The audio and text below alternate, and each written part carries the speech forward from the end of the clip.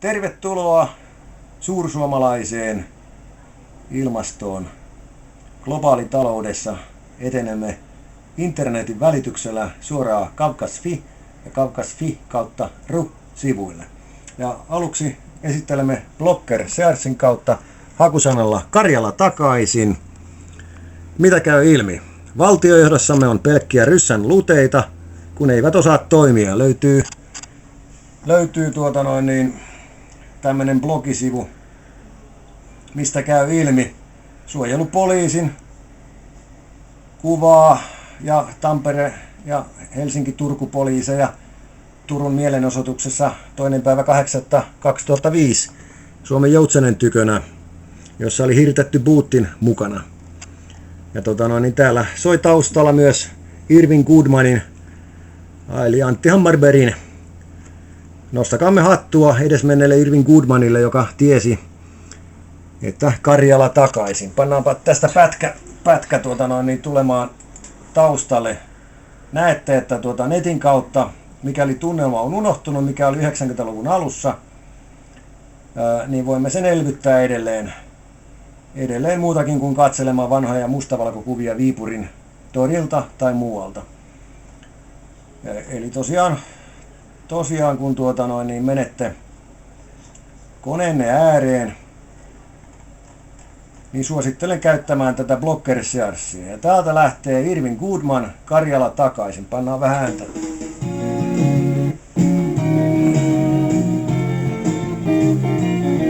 Valtioneuvostolle Jan-Erik Lindroosin ja Kari Lohiveden onnistustrategiassa mallina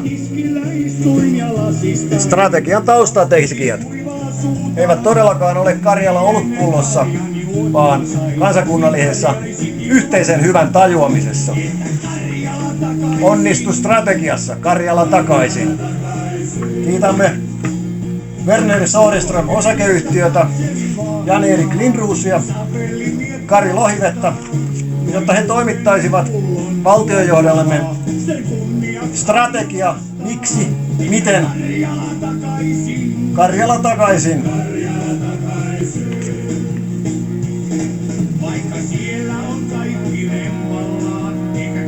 Eli todetaan faktisesti, että kaikki voi olla rempallaan, mutta Karjala takaisin. Kerta jokainen ajatteleva ihminen tajuaa, että mikä ryöstetty on, se kuuluu oikeudella palauttamaan. Se on unohtunut valtiojohdossa. Ihmettelemme vain, miksi tämä kansakunta äänestää ja antaa tukensa tällaiselle velttopersen joukolle.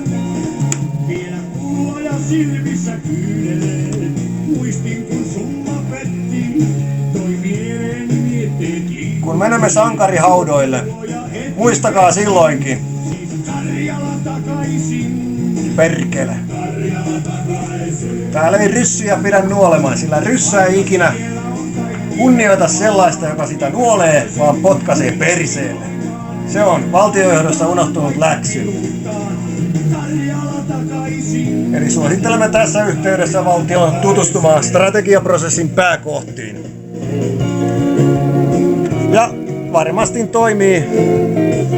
toimii tällaiset avainkohdat. Valtiojohdossammekin strategia on monitahoinen ja julkinen. Eli Karjala takaisin pitää julkistaa mahdollisimman pian. Seuraavassa turvallisuuspoliittisessa selonteossa todettava, että koska NATO-jäsenyys paransi Itämeren turvallisuutta, niin kuinka paljon se parantaakaan Itämeren turvallisuusympäristöä, kun myös Suomi on Naton jäsen ja Karjala, Sallakuusamo ja Petsamo on jälleen Suomen valtiollista aluetta.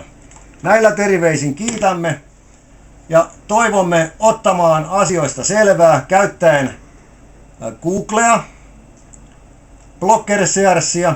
Löydätte sieltä vinkkejä Kainuun Sanomiin, Helsingin Sanomiin. Ja täällä ihmetellään myös Karjala takaisin Mauno Koiviston ihmeellinen pankkiura. Karjalan palautusblogi, Suur-Suomi ry-blogi, Seppo Lehto-blogeja, etc. Eli ottakaa selvää, pistäkää vaikka Kavkaz.fi hakusanaksi. Avot Harasoo sanoi. Täältä löytyy muun muassa maahanmuuttoministeri Astrid Thorsia koskeva artikkeli. Astrid Thors maahanmuuttoministerinä aikoo raiskauttaa kaikki. Kukahan tämä? Täällä on tämmöinen maahanmuuttoministerin blogi. Eli tutustukaa itse näihin. Eli Karjala takaisin. Katsokaa Karjala takaisin. Kavkas.fi. Eli löytyy.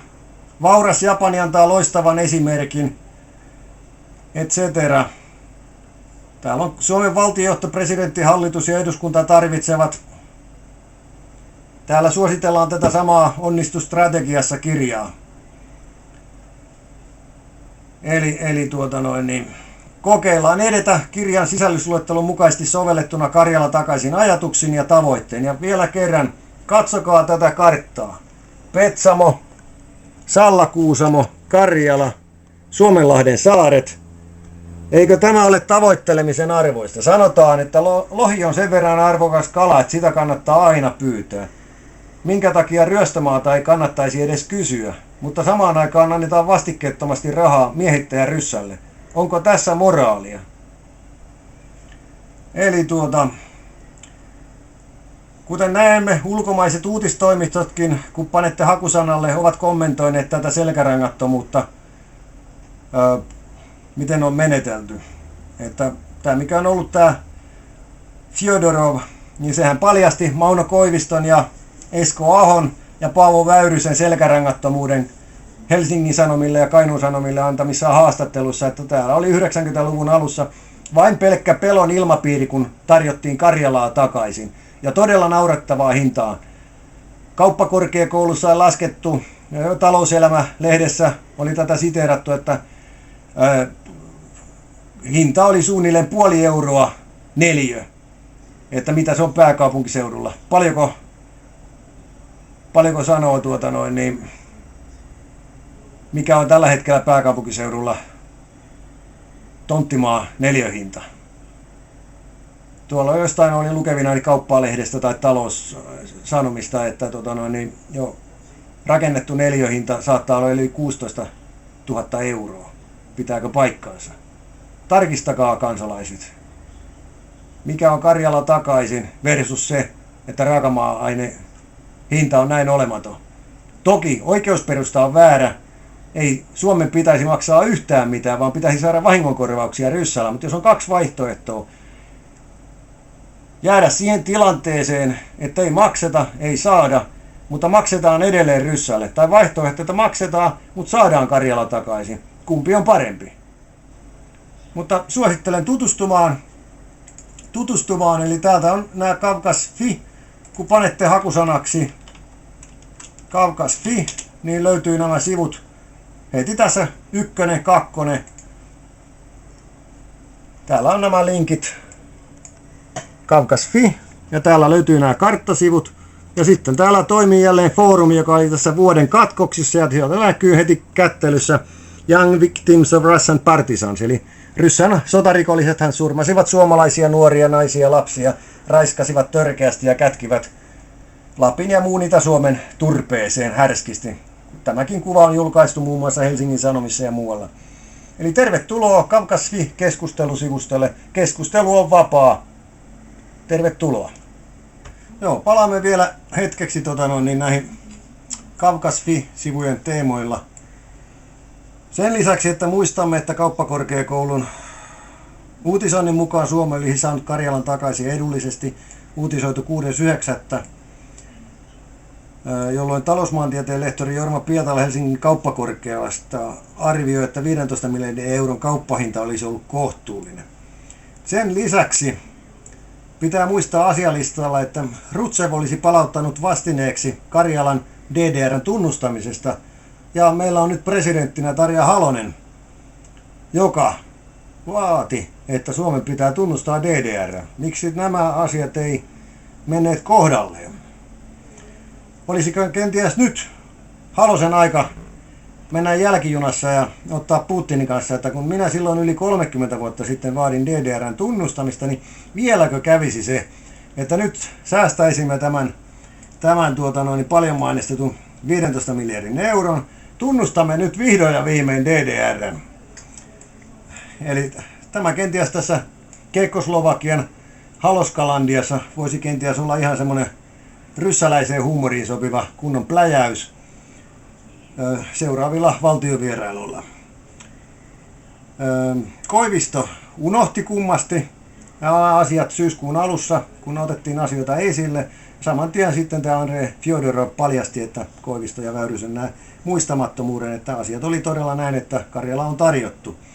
Väyrynen viikko sitten uutisoidessaan uutisvuodossa, oliko se lauantai, viikko sitten, 8. päivä, niin kun häneltä kysyi tämä Plösö, tämä kirjailija, mikäli hänen nimensä nyt olikaan, niin että mitäs, haluatko Karjalan takaisin, niin Väyrynen totesi vastoin toisin kuin vuosikymmen sitten, että totta kai. Ja kun sitten tämä Plösö-kirjailija kysyi, että no mihinkäs nämä rysät sitten laitettaisiin, niin Väyrynen jälleen totesi toisin kuin 90-luvun taitteessa, että se on sen ajan murhe, että näin meidän mestaritakin kääntäjänä Paavo Väyryselläkin tämä asiat muuttuu, mutta jos otitte talteen tai näitte kyseisen uutisvuoron, niin näitte varmaan pienen nykimisen tämän Paavo Väyrysen limanuljeska